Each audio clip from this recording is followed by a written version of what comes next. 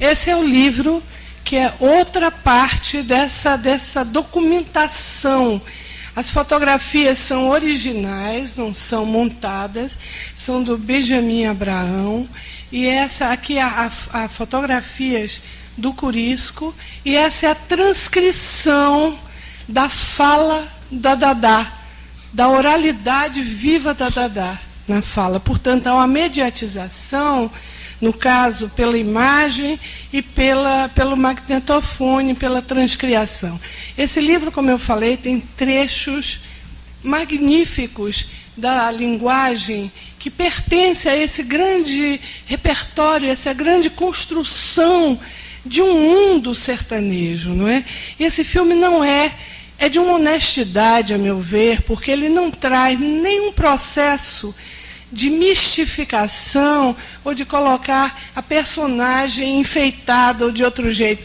Quando ela descreve os seus punhaizinhos, tão bonitos meus punhais, cheios de aliancinhas, é uma coisa muito feminina dessa construção da roupa, do punhal, e que os homens aderem também. É uma comunidade que tem os seus regulamentos, que tem a sua forma de pensar, de viver, de ter a sua ética própria. Quando ela diz que a força levava tudo, não é? Levava, e eles ficavam entregues ao mundo que eles tinham construído naquela precariedade. Ela se refere ao raso da Catarina, os espaços da construção sertaneja da Guerra de Canudos. Então, em relação a Dadá, o que eu teria que dizer é que ela fala de uma maneira em que repete os ditos tradicionais, os provérbios, a forma de dizer, os fragmentos dessa voz viva, a inteireza do seu tempo e espaço em recepção integradora. E eu acho que esse filme de Zé Humberto, eu vou contar uma coisa para vocês, foi uma luta eu achar, porque eu tinha visto isso numa mostra de cinema há muitos anos, porque ele fez essa... Dadá faleceu na década de 80, ela voltou a se casar, depois de Corisco, já sem a perna, e ela se casa com um alfaiate. Ela era costureira, não é? E passa a viver a sua vida obscura, recuperando traços. Quando ela... Eu imagino o protagonismo narrativo de uma mulher daquela que viveu a glória de ser os braços e o amor de Corisco, não é? E ele ser o amor dela, como ela diz, era um amor que não tinha tamanho.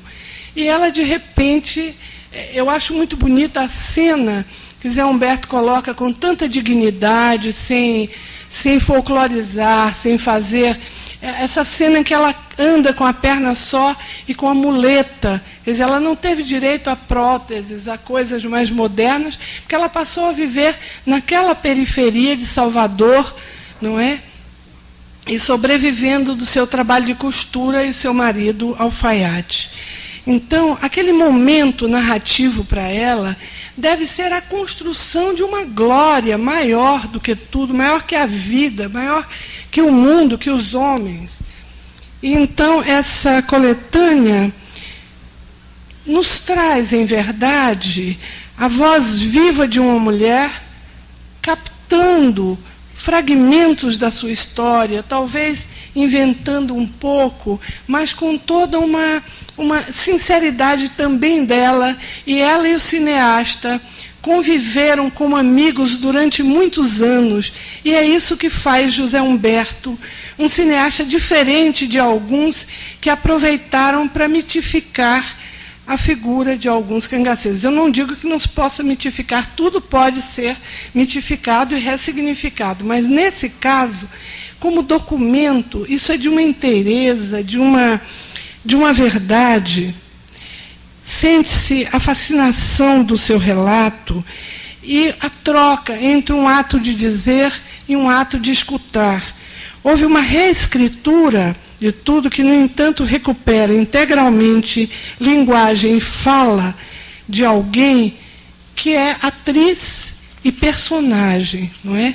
Ela tem uma cena para nos trazer a construção de suas temporalidades mistas, as repetições que tentam corrigir os tempos do relato, e toda uma memória que vai recriando dados, detalhes, tudo que se passa naquele ambiente do cangaço. Os perfumes, tudo isso está posto em filmes, o baile perfumado. Agora acabou de sair um trabalho de Fernando Pernambucano de Oliveira sobre o cangaço a partir de outras perspectivas. Mas, neste caso, esse filme nem sequer se encontra nas locadoras. Esse filme me deu muito trabalho e eu terminei descobrindo uma outra pessoa que conhecia o cineasta e que me pôs em contato com ele, porque não há uma locadora em São Paulo que produza esse filme, que passe esse filme.